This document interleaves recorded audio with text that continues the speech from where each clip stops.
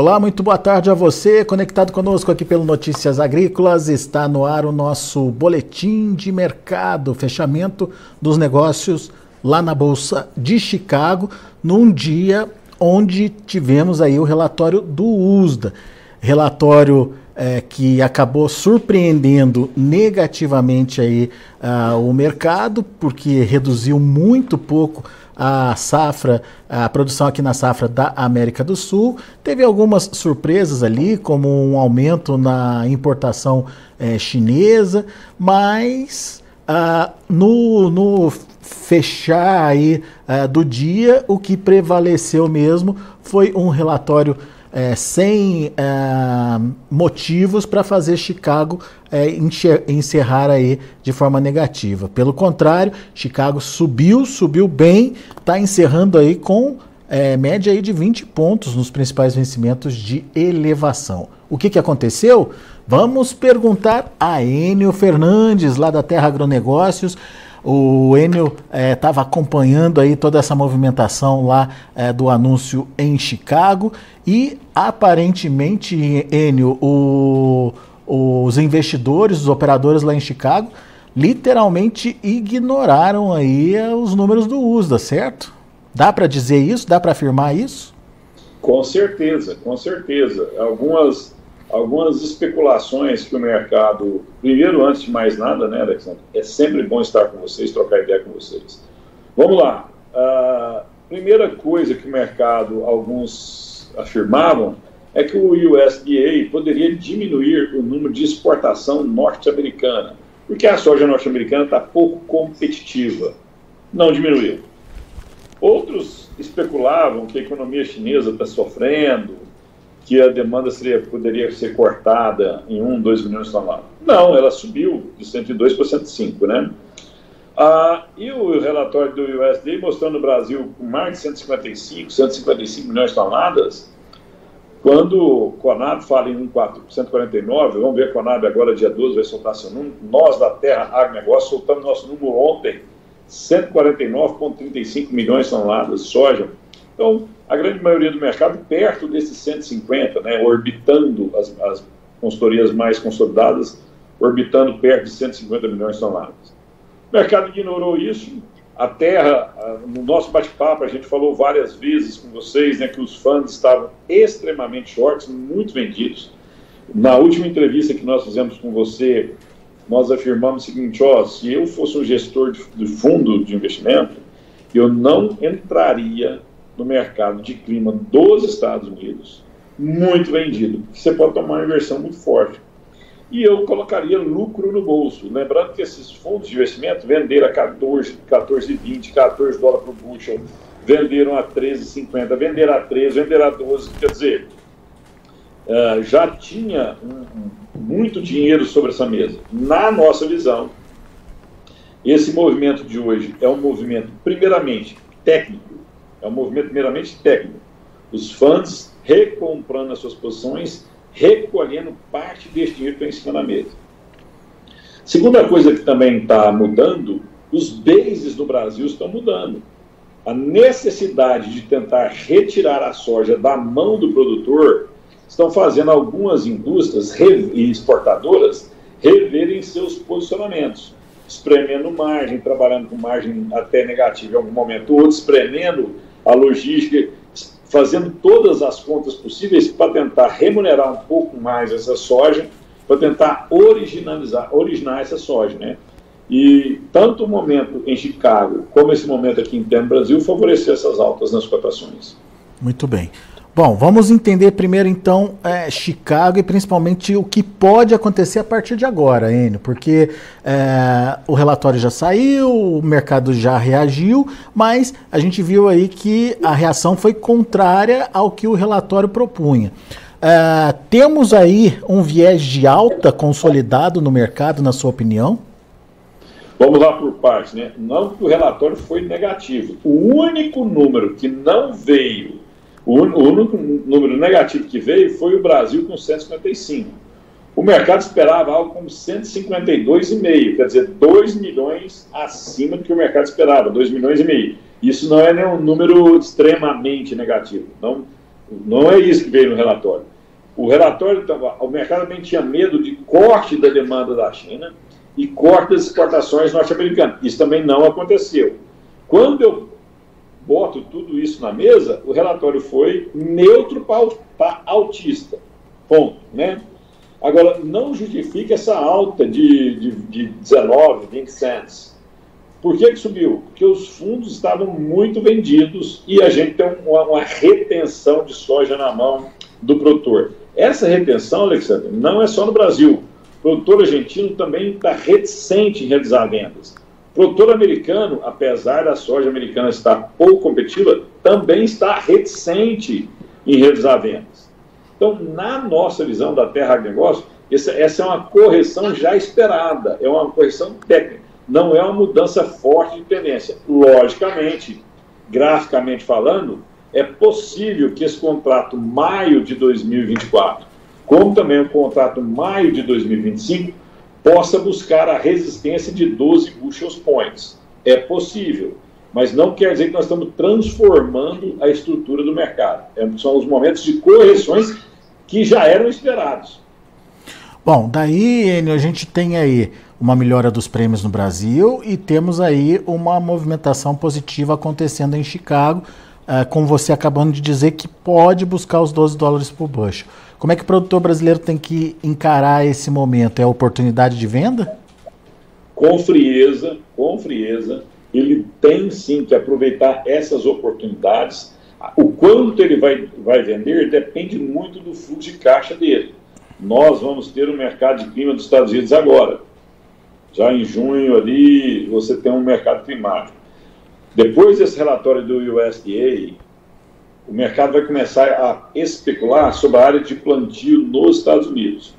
A priori, soja ganha 5 milhões de acres, milho perde 4 milhões de acres, isso vai dar 1 milhão e, fazer de cabeça aqui, 1 milhão e 600 mil hectares, mais ou menos, do lado que a soja deve ganhar de área.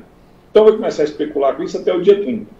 Do dia 30 desse mês em diante, a safra da América do Sul perde relevância no que se diz a influenciar preços. Não quer dizer que ela não vai influenciar, mas ela vai influenciar menos. O foco do mercado vai ser o plantio dos Estados Unidos e o desenvolvimento da safra dos Estados Unidos. Porque ele é o segundo maior produtor do mundo, segundo maior exportador do mundo. Então, esse movimento, caso atinja 12 bushel points, é interessante você fazer suas contas e ver a margem que isso dá na sua operação ou não, ver como é que está seu fluxo de caixa para os próximos 30, 60 dias, para você não ter que vender no momento que o mercado estiver negativo para você. A gente constrói margem, constrói preço médio conforme o mercado vai subindo. Se realmente a gente bater 12 bushel points, é interessante você olhar. Poucos dias atrás a gente estava a 11,20 bushel points, quer dizer, subiu 80 cents. Além do que, os prêmios do Brasil melhoraram. Essa retenção por parte do produtor obrigou algumas empresas a se reposicionarem nos preços. E se reposiciona através de prêmios. Então, é olhar com muita atenção, muito profissionalismo e com muita frieza para não perder oportunidades. Boa. Vamos só entender, Enio, o que aconteceu com os prêmios. Você fala dessa retração do produtor aqui no Brasil, cita os Estados Unidos, cita a Argentina também, isso acaba afetando Chicago. Mas em relação aos prêmios aqui no Brasil, o que está acontecendo? É só uma retração do produtor ou o mercado está começando a perceber que realmente tem menos soja para ser oferecida aí?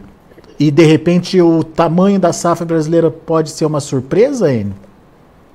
Não para nós. Não para nós, da Terra Agronegócio. Vamos lá. Nós acabamos de divulgar nosso número, 149 milhões de toneladas. Eu lembro que a gente começou essa safra estimando, lá em setembro do ano passado, se tudo der certo, em colher 164 milhões de toneladas. Existiam outras consultorias que falavam até 170 milhões de toneladas de soja, correto? Sim. Então, vamos pegar a premissa para pegar algum número, eu pego o número que a gente confia que é o nosso. 164 milhões de toneladas, menos 149 milhões que estão projetadas agora, nós estamos falando da diferença de 15 milhões de toneladas. 15 milhões de toneladas é quase o que Goiás vai colher esse ano. A Bahia vai colher quase 8 milhões de toneladas, quase 2 Bahias. 15 milhões de toneladas é um Paraguai e meio. Ou seja, sim, perdemos muita soja. Mas 149 milhões de toneladas, mais 50 da Argentina, só estou pondo a Argentina, é 200 milhões de toneladas de soja na América do Sul. Se eu pôr Paraguai, se eu pôr Bolívia, se eu pôr esses outros países que são periféricos, algo perto de 217 milhões de toneladas, contra 196 milhões de toneladas no ano passado. Aonde eu quero chegar? Realmente o Brasil perdeu safra, realmente uma oferta é menor do que a oferta potencial, mas não é um desastre de produção. Esse é um ponto. É a segunda maior safra do Brasil, né, Enio? Perdendo só para o ano passado, se eu não me engano, não é isso? Sim. E agora tem outra coisa que a gente tem que entender. Existe especificidade em cada contrato dos exportadores, das esmagadoras, que precisam ser cumpridos. A retenção por parte do produtor, essa retenção desestruturou algumas empresas que estavam acreditando que ia ter um volume forte de venda agora. O produtor tomou decisão, nesse nível de preço, não vou entregar soja. Eu vou captar recursos no mercado financeiro, eu vou pagar um custo financeiro dessa operação, mas eu não entrego soja em determinados padrões de preço. Isso complica a execução das originadoras de soja. E outra coisa interessante, conforme eu falei, a gente troca informação nos Estados Unidos, troca informação na Argentina. Brasil, Argentina e Estados Unidos representa 87% de toda a soja do mundo.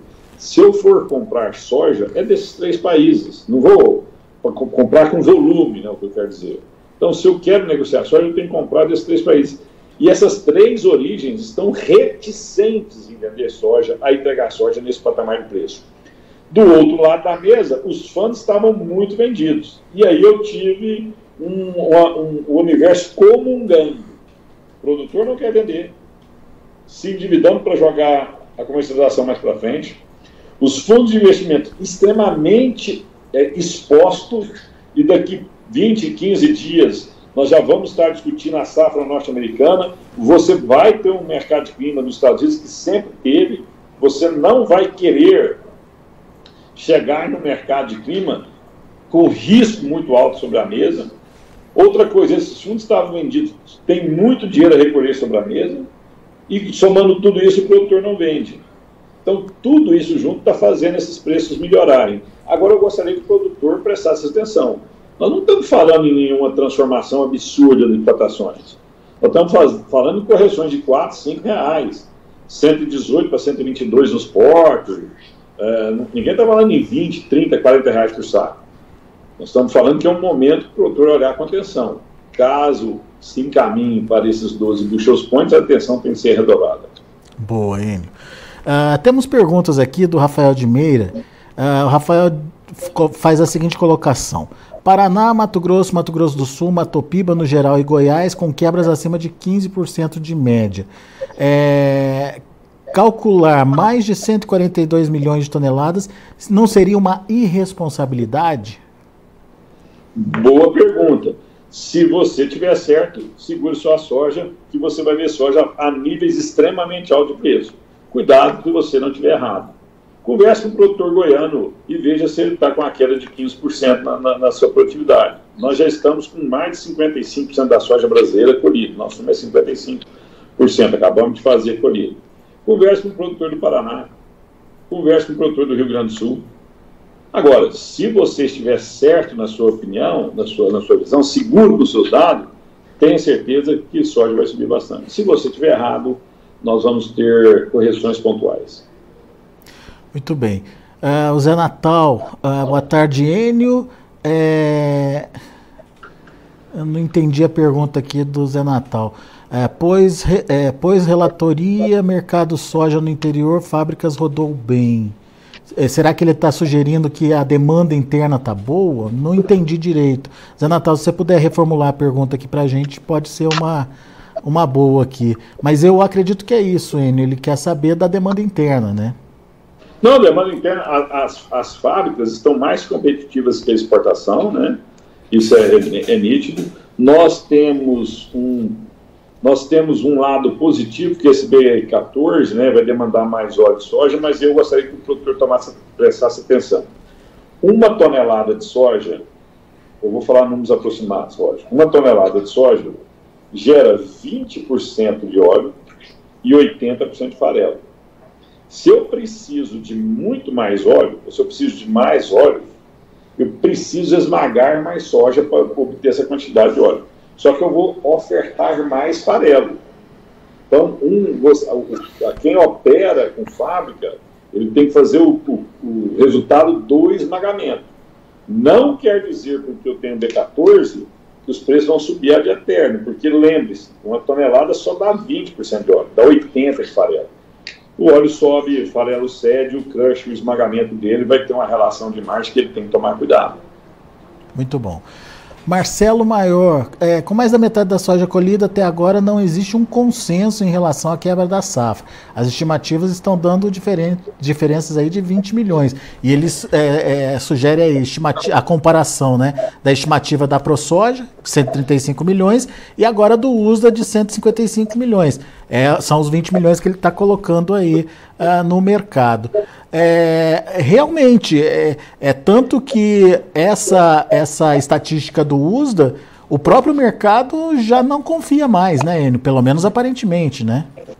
Aparentemente, o mercado ignorou completamente o número do USDA de 155, tanto é que os preços reagiram hoje. E aí, o que eu acho interessante, por que eu gosto do mercado financeiro, né? O mercado financeiro não tem achismo, não tem mais ou menos, não tem... Quem acertar nas suas estratégias comerciais, se você é um produtor, você vai ganhar dinheiro, você vai conseguir competitividade, você vai ter mais lucro na sua atividade e você consegue crescer. Consultorias que estiverem melhor preparadas, derem informações mais refinadas, criar estratégias melhores para os seus clientes, são mais reconhecidas por esses clientes. Esses próprios clientes atraem mais clientes para dentro das consultorias. É muito confortável, gente, a gente querer falar o que o produtor quer escutar. Para nós, é muito melhor falar que os preços vão subir. Mas a gente tem uma responsabilidade muito grande. A gente pode estar errado, ninguém tem bola de cristal, nós não somos o senhor da verdade, né? A gente trabalha duro, faz análise, liga, checa, recheca, conversa com todo mundo, pegamos os dados dos nossos clientes, que não são poucos, olhamos as produtividades médias e a gente faz a nossa interpretação do mercado. Se nós estivermos corretos, o nosso cliente está tendo resultados financeiros. Vou te dar um exemplo. 50% da safra já foi colhida. Nós traçamos uma estratégia lá atrás de realizar pré-vendas. Esses clientes nossos que realizaram pré-vendas, eles têm caixa agora para esperar maio e junho. Tem outros parceiros que falaram para não vender, segura a soja. Vira a soja perder R$25 por saco, R$30 por saco. Sim. Não adianta essa pessoa agora, que falou para não vender, falar para o cara brigar que ele está certo, que é 130 e poucos milhões de nada, ou 140, sei lá quanto. Não quero falar nunca, não quero direcionar isso para ninguém. Mas, ó, e a conta do produtor vence 33. Como é que esse produtor vai fazer? Eu tenho que pagar a conta agora 33, 15 do 4. Não adianta o preço melhorar 10, 15 reais em junho. A conta dele vence agora. Então, sim, cuidado, planejamento, frieza. No final do dia, as melhores estratégias vão dar resultado. O foco principal de uma consultoria de mercado não é acertar tamanho de safra, é acertar a estratégia para o seu cliente. É deixar o seu cliente com o melhor resultado financeiro. Agora, se a safra é X milhões ou não é X milhões, e eu estiver certo, e meu cliente não vendeu nada, eu estou certo que meu cliente não vendeu, e a conta bateu em 33, e agora? Como é que faz para resolver? Então, no final do dia, a gente tem que ser menos vaidoso e mais pragmático. Muito bem. O Vitor Acosta está dizendo aqui que, de acordo com o relatório da Cocamar, o noroeste do Paraná deve ter quebra de 23%. O Tiago está perguntando por que a soja teve essa alta, a gente já explicou isso, mas provavelmente o Tiago chegou atrasado. Não deveria estar em baixa após esse relatório de hoje, Enio? Vamos recapitular para o Tiago rapidinho esse motivo da alta de hoje, Enio, por favor. Primeiro, eu quero agradecer todas as perguntas. Muito obrigado pelas perguntas de vocês. Vamos lá. Por que Chicago subiu? Nós falamos no começo desse bate-papo nosso uma conjuntura de fatores. Antes dessa entrevista, em entrevistas anteriores aqui nesse mesmo canal, o que nós falamos? Os fundos estão extremamente vendidos. Muito vendidos. Quase que recordes absolutos vendidos. Eles precisam cobrir essas posições. Principalmente quando começar a safra norte-americana. O mercado olhar para a safra norte-americana. Esse é um ponto.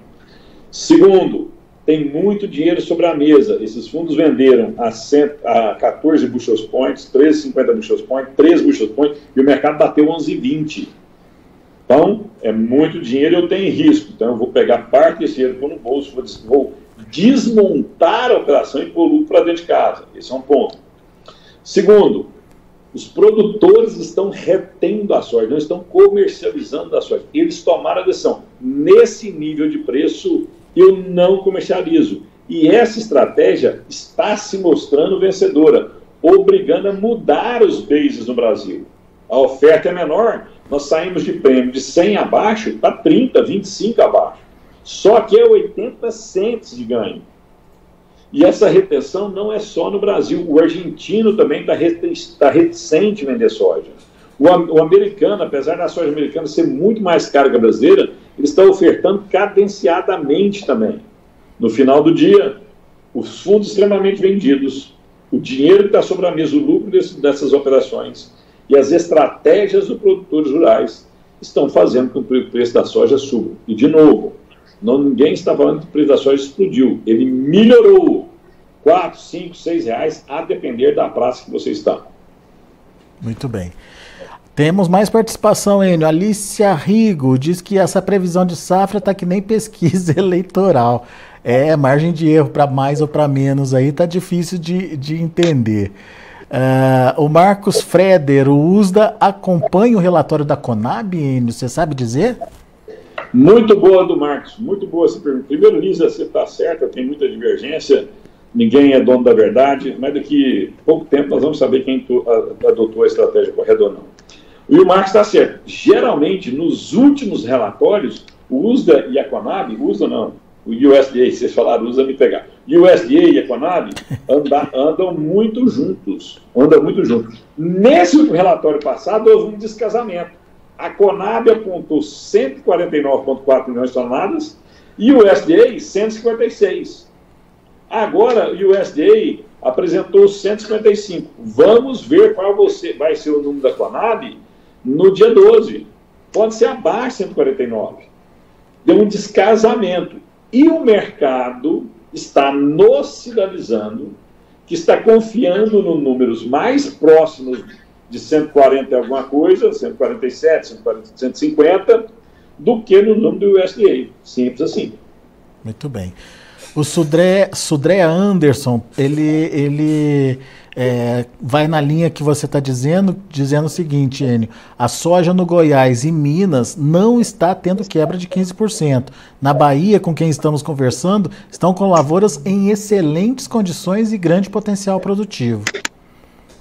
Assim, a gente anda muito, né? Ninguém fica sentado no escritório, pega uma planilha e vai pôr no número, não. Você anda, você conversa. Mas no final do dia você não tem como andar em todas as lavouras do Brasil. Você faz estimativa, né?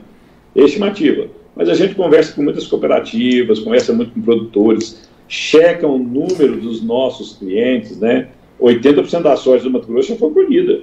80%. Lá em algumas regiões, realmente, o Mato Grosso foi um estado que mais perdeu. O Mato Grosso do Sul está alguns dias sem chover agora. Essa soja mais tardia do Mato Grosso do Sul sofre. Mas Goiás está indo relativamente bem. Minas está indo relativamente bem. O menino do Paraná foi feliz. O número do Paraná, no noroeste do Paraná, são reduções de safra, mas o Paraná vai colher uma boa safra. O Rio Grande do Sul vai colher perto de 22 a 23 milhões de toneladas, uma safra fantástica no Rio Grande do Sul. Então, no frigir dos ovos, não tem como eu manipular o mercado se eu não tenho um grão. Se tem um grão, nós vamos ter um comportamento de preço. Quem acha que esses números perto de 150, 148 estão muito errados, tem uma estratégia, vai ganhar muito dinheiro se estiver certo. Agora, cuidado, se você estiver errado, você perde oportunidades. Boa. O André Morato pergunta se na segunda-feira é possível que a gente tenha uma reversão aí de Chicago em razão do relatório do USDA, né, com uma interpretação tardia aí do relatório, Enio. Acho que o relatório já perdeu o prazo de validade dele, né? Não, mas o André tem um certo raciocínio. Parabéns pelo seu raciocínio, André. Vamos lá, pode acontecer? Pode. Mas vamos imaginar que na segunda-feira esses 15, 20 centos de alta recuem. Pode acontecer. Voltamos à questão. Os produtores vão voltar a vender soja? Não acredito que eles vão reter essa soja. Então, um dos fatores que promoveram a alta continua. Segundo, se voltar esses 20 cents a 11,60 para fundos que estavam vendidos a 14, 13,50, 13, 12, tem muito dinheiro ainda sobre a mesa. Isso também não mudou. E terceiro, os fundos de investimento vão estar muito vendidos. Também não mudou. Repito, se eu fosse um gestor de fundo de investimento, eu não entraria no mercado de clima dos Estados Unidos, que a gente tem projeção de uma boa safra, mas projeção não quer dizer realidade. Eu não entraria no mercado de clima nos Estados Unidos sem capturar essa margem que está sobre a mesa que eu tenho hoje. Eu jogaria com segurança, compraria paulatinamente meus contratos, colocaria esse lucro no bolso. Quando voltar o clima nos Estados Unidos, conforme o mercado for se comportando, eu me posiciono novamente, ou na alta ou na baixa. Mesmo que caia esses 15, 20 centos na segunda, esses três fatores não mudaram, vão continuar igual. Boa.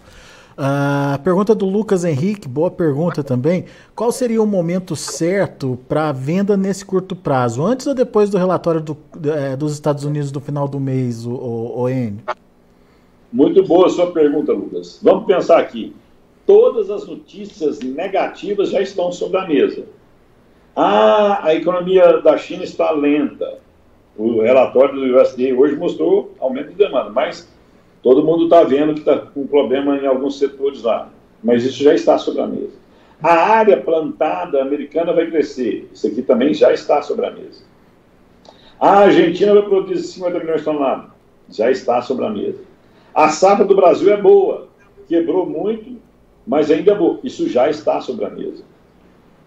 Os fundos já estão muito vendidos. Já está sobre a mesa. Está sobrando poucas notícias negativas para sair. Então, aonde eu quero chegar? Produtores, qual é o melhor momento de vender? Depende demais de cada caso, é um caso. Para quem tem contas a liquidar 30/3, 15/4, o tempo dele é diferente para quem já se posicionou até junho, julho. Para quem não vendeu nada, ele está bem financeiramente, ele não precisa vender agora, mas ele não vendeu nada, nem um grão de soja. Ele está carregando um risco muito alto. Agora, tem produtores que já venderam metade da sua safra, 40% da sua safra. Então, não tem uma receita de bolo, depende de como está seu fundo de caixa. Segundo, aonde você está, você segurar a soja numa pitobá é bem diferente de você segurar a soja no Paraná, segurar a soja no Rio Grande do Sul, segurar a soja no Sudoeste Goiano, é muito diferente. Você está mais perto do porto, a demanda de esmagamento é maior. Então, depende demais de vários fatores para você dar uma receita para todo mundo. O interessante é você olhar esses pontos que a gente observou aqui para ajudar você a tomar a decisão. E lembre-se, lucro não quebra ninguém. Lucro, você pode ganhar pouco, mas se você ganhar dinheiro sempre, você sempre acrescenta sua atividade. Boa. Enio, tem muita pergunta aqui, enfim, eu vou selecionar algumas, mais duas só para a gente tentar responder aqui o máximo de pessoas possíveis. O Marcelo Silva, dito tudo isso, Enio, gostaria de saber qual a dependência que temos hoje da China para a comercialização da nossa soja. Bom, Marcelo, muito boa a sua pergunta mesmo. Eu vou explicar por quê. Muita gente fala que nós somos chino-dependentes, né? Mas o mundo depende muito da China, né? Muito da China. De cada 100 cargos que é comercializado, navios que são comercializados no mundo da soja, 62 vão para a China. Então, para quem vende soja, nós somos muito dependentes da China. Mas vamos olhar esse copo meio cheio. Se a China não compra do Brasil, vai comprar de quem? Então, se nós somos dependentes da China, a China também é dependente da gente. Ela é muito dependente da gente. Se a economia chinesa vai mal, o mundo cresce menos. Se você pegar Estados Unidos, União Europeia e China, o crescimento do mundo passa por esses três locais. Não tem como o mundo crescer se esses três locais não forem pujantes. E vou te dar até um número. Por isso que os mapas, as projeções de crescimento do PIB mundial estão perto de 1,5% ao ano. A Europa está com problema de inflação lá, a taxa de juros altos. A China está com problema de crescimento, tanto que o governo chinês está ofertando recursos para fazer a China crescer 5% ao ano. Surpreendentemente, está a economia norte-americana. Interessante, ninguém falou do payroll. Hoje isso é um relatório, uma informação extremamente importante, uma das mais importantes de todas. É o payroll, que é o número de empregos gerados nos Estados Unidos, 275 mil empregos novos. É um número forte, por isso que o dólar subiu. Isso sinaliza que vai ter mais dificuldade o governo americano cortar juros em junho. Eu acredito que vai começar a cortar em junho. Mas se esses números de payroll, de geração de empregos continuarem fortes, isso é dólar mais fortalecido. E aí, o que eu gostaria de mostrar para os senhores e as senhoras, o tanto que é importante essa informação. Dólar em alta geralmente pressiona as commodities. Mesmo saindo um número de 155 milhões de toneladas do USDA, mesmo saindo um payroll, mesmo com o dólar voltando perto de R$5, Chicago subiu 20 cents. E os prêmios não caíram no Brasil. Então, isso mostra que a estratégia de retenção dos produtores é muito importante. E só para finalizar, cuidado, meus amigos produtores, muito cuidado, muito cuidado. Às vezes a gente fica olhando o número nominal e perde oportunidades. Onde eu quero chegar? A soja, há alguns meses atrás, estava sendo cotada na média no Brasil, perto de R$140. Só que com um saco de soja, eu precisava de muito mais saco de soja para comprar determinados produtos. Glifosato é um exemplo desse. Tinha subido demais. Eu precisava, mesmo com soja de R$140, para eu comprar glifosato, eu precisava de muito mais soja. Para eu comprar adubo, eu precisava de muito mais soja. Hoje, a soja está perto. No Paraná, 108, 110, no Rio Grande do Sul, 114, nessa região do Cerrado, perto de 100, vamos falar assim. Eu, com menor volume de soja, eu consigo comprar determinados produtos. Então, cuidado para a gente não ficar preso no preço nominal e esquecer o preço real de compra dessa soja. Então, às vezes, essa soja de 100, 110 reais que você tem, dependendo da região do país que você está, dá mais poder de compra que os 130, 140. Você tem que analisar isso. A tal da relação de troca, né, Enio? A relação de troca, poder de compra do produto, né? Poder real de compra do produto. E, de novo, esse número do payroll é extremamente importante para todas as commodities, inclusive para a soja. Boa. Última pergunta, Cláudio Perufo, qual a perspectiva de que a soja volte a ultrapassar os $14 por bushel? Será, Enio? Bom, nós tivemos eu esqueci o nome de uma pessoa que fez a pergunta. O Cláudio. Do Cláudio. Não, o anterior, ele falou lá atrás que projeções acima de 140 são pouco assertivas, né? Que pode ser 130, 100. Bom, se nós tivermos safra no Brasil perto de 130 milhões de toneladas, esse 140 não é impossível. Esse $14 por bushel não é impossível. É o Rafael. Mas o mercado não está me mostrando isso. De novo, nós já colhemos mais de 50% da soja. E o preço não explodiu. Se tivesse realmente uma safra extremamente pequena, Será que esse preço não ia explodir? Às vezes, a gente... E eu não estou falando quem está certo e quem está errado. De novo, eu repito, não tenho bola de cristal, não somos senhor da verdade, a gente interpreta dados. Qual que é o dado? Grande parte da soja já foi colhida. Testamos o suporte de 11 bushel points, ele não conseguiu.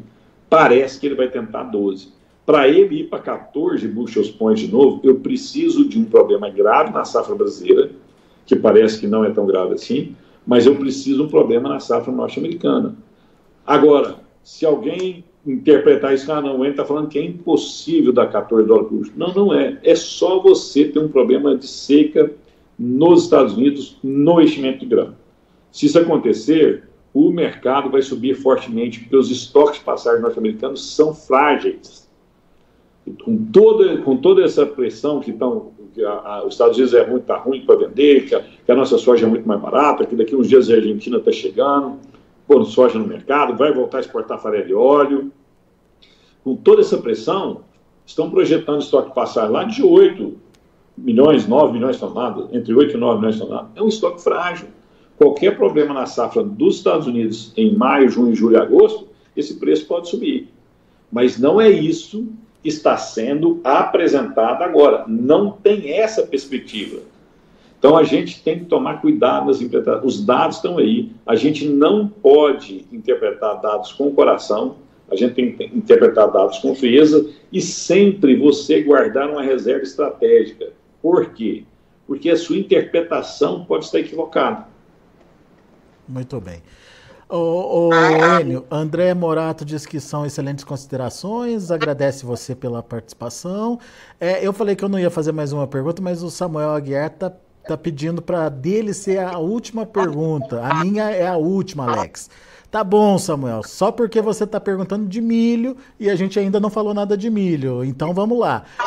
Milho setembro na B3 pode baixar mais de que R$50, Enio? E a Carla Mendes, nossa colega aqui do Notícias Agrícolas, também quer saber o que você achou dos números do milho hoje no relatório, Enio. Eu achei muito otimista os números do milho, Carla. R$50 na B3 seria milho em Goiás perto de 30, 33. Seria no Mato Grosso milho perto de 28, R$25. Eu acho pouco provável, muito pouco provável. Lembrem-se, senhoras e senhores, falando especificamente do milho, 77% de todo o milho que a gente produz, ele é produzido em segunda safra. Em segunda safra. Que forma preço no Brasil de milho são dois fatores. A paridade de exportação que eu consigo mandar para fora e a produtividade de produção de segunda safra. Se eu tiver uma quebra de safra na segunda safra, os preços vão subir. Se eu tiver um bom volume, uma segunda safra de 100 milhões de toneladas, algo assim, o Conab projetou, vou falar de cabeça, eu posso estar errado por 2, 3 milhões de toneladas. O Conab projetou 91, 92 milhões de toneladas de milho de segunda safra. É uma redução importante, era 104 na passada, né? Então vamos lá. Se eu tiver uma quebra de safra na segunda safra, os preços vão subir. Se eu tiver uma boa safra de milho em segunda safra, os preços vão continuar pressionados. Mas eu não acredito que chegue a R$50. Nós estamos falando agora de 59, 60 que está nos contratos de setembro, a última vez que eu olhei. Então, seria uma queda muito forte. E se ele bater 50, eu recomendaria para o meu cliente comprar. Quanto tempo dura um milho no Mato Grosso a R$28? Quanto tempo dura um milho no Paraná abaixo de R$35? Um preço baixo estimula o comprador a formar estoque. O preço baixo estimula a demanda. Mesmo que caia tanto, você pode ganhar dinheiro com essa estratégia. Agora, qual que é o problema do milho segunda safra? Se nós tivermos boas chuvas nos 7 últimos dias de março, nos 10 últimos dias de março, depois do dia 20 de março, e nos primeiros 15, 18 dias de abril, no Cerrado brasileiro, porque se você pegar, vou falar aqui para vocês, de novo, estou falando de cabeça, pode ter algum equívoco.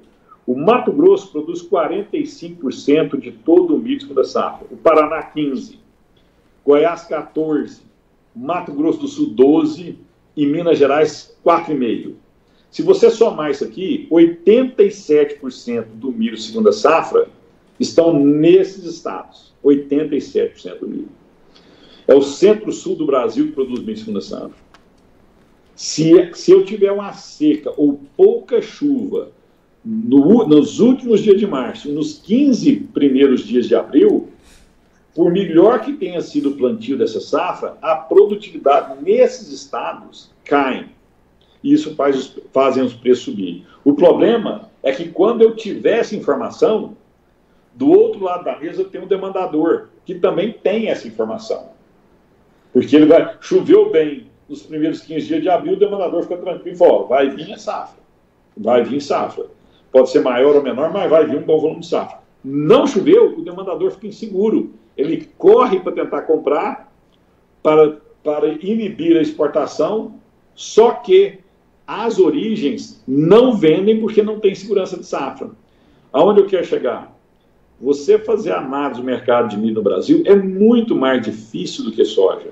Porque o jogo é jogado em 20 dias, 25 dias ali, entre final de março e começo de abril. Mas sem fugir da resposta, não acredito que a gente atinja R$50 no contrato setembro de 2024 na B3, porque seria muito barato, preço muito barato, estimularia a demanda. Quem precisa desse milho começaria a fazer estoque ou proteções contra a alta. Mesmo se bater, não duraria. Muito bom. Pessoal, muito obrigado pela participação, pela interação, pelas perguntas de vocês. Pessoal participando ativamente aqui com a gente através do chat do YouTube. Lembrando, para vocês que estão acompanhando a gente pelo YouTube, não deixe de fazer a sua inscrição aí no canal, não. Faça a sua inscrição, deixe seu like. Nós temos aí uma meta de bater os 100 mil inscritos, estamos perto dela. A sua ajuda vai ser bastante importante para a gente conseguir bater essa meta. Alex, diga, Enio. Alex, só fazer um comentário aqui. Aproveitar a sua forte audiência. Nós estamos no LinkedIn, Twitter, Instagram, Facebook. Segue a gente lá, Enio Fernandes, Terra Agronegócio. Só segue a gente lá, que a gente sempre está postando. A gente não posta todo dia, a gente não posta toda hora, a gente somente posta paulatinamente com informações importantes. Quando quiser fazer uma pergunta, segue a gente lá. É isso aí, fica a dica também para você acompanhar a Enio Fernandes nas redes sociais, sempre trazendo informação diferenciada e, obviamente, a disposição aí sua para tirar dúvidas aí por conta de, enfim, alguma insegurança que você tiver. Mas muito obrigado aí pela participação de todos vocês e ao meu amigo Enio Fernandes, meu agradecimento também, Enio, por mais uma vez estar aqui com a gente e por mais uma vez dar esse show de análise aqui para os nossos internautas. Eu que sou grato, muito obrigado pelo convite. Falar um negócio exclusivamente para vocês, meus amigos produtores rurais. Não se preocupem, não se preocupem. Você consegue manipular mercado por um momento muito curto. O mercado é muito competitivo. Se tem uma oportunidade, alguém vai capturar. Não adianta o USDA mentir, ou alguém superestimar a safra, ou subestimar a safra. No final do dia, por isso que eu gosto do mercado, a verdade sempre aparece. Só peço aos senhores e às senhoras, cuidado para não analisarem dados com o seu coração. Cuidado para não... É muito bom a gente escutar o que a gente quer ouvir. É difícil a gente escutar o que às vezes a gente não quer ouvir. E ninguém é dono da verdade. Escutem, analisem e tomem as suas decisões com pragmatismo. É isso aí. Recado do Enio Fernandes para vocês e é o que a gente faz aqui no Notícias Agrícolas. Por isso, a pluralidade que a gente opta aqui, sempre trazendo um analista com visões diferentes, com análises diferentes, para que você possa ter esse leque de opções e definir aquela previsão, aquela análise que você acha que mais está combinando ali com aquilo que você pensa, com aquilo que você acha. Então, por isso é que a gente faz esse movimento aqui no Notícias Agrícolas para ouvir o maior número de pessoas e, claro, entender o que pode ser mais consenso aí nesse mercado. Mais uma vez, Enio, meu amigo, muito obrigado, volte sempre. Um abraço, tchau, boa safra a todos. Valeu, Enio. Tá aí, Enio Fernandes, Terra Agronegócios, aqui com a gente, dando um show de informação, ajudando a gente a entender um pouquinho dessa movimentação do mercado e, mais do que isso, respondendo às dúvidas dos internautas. Vamos ver como encerrar as negociações lá na Bolsa de Chicago? De olho na tela, vamos lá? Soja para maio fechou com 17, quase 18 pontos de alta a 11 dólares e 84 centes por bushel. Olha aí o maio buscando os 12 dólares que o Enio falou. O julho já está ali pertinho dos 12, 11,95, alta de 19 pontos e meio. O agosto, 11,89, alta também de 19 pontos mais 25. E o setembro, 11 dólares e 77 centes por bushel, subindo 19 pontinhos aí, dia de alta significativa para a soja lá na Bolsa de Chicago. Vamos ver o milho. Para março, 4 dólares e 26 centes por bushel, uma alta de 0,25. Para maio, 4,39, alta de 1 ponto mais 75. Para julho, 4,51, alta de 2 pontos mais 25. E o setembro, fechando aí a 4 dólares e 59 centes por bushel, subindo 2 pontos mais 75. E para finalizar, o trigo. Para março, 5 dólares e 26 centes por bushel, subiu 6 pontos, trigo também subindo bem hoje. Maio, 5,37, alta de 9 pontos mais 25. E o julho, 5 dólares e 50 centes por bushel, 10,25 de alta. Setembro, quase 11 de alta, 5 dólares e 64 centes por bushel. São esses os números já de fechamento do mercado lá na Bolsa de Chicago. A gente agradece muito a sua atenção e a sua audiência. Notícias agrícolas e informação agro relevante e conectada.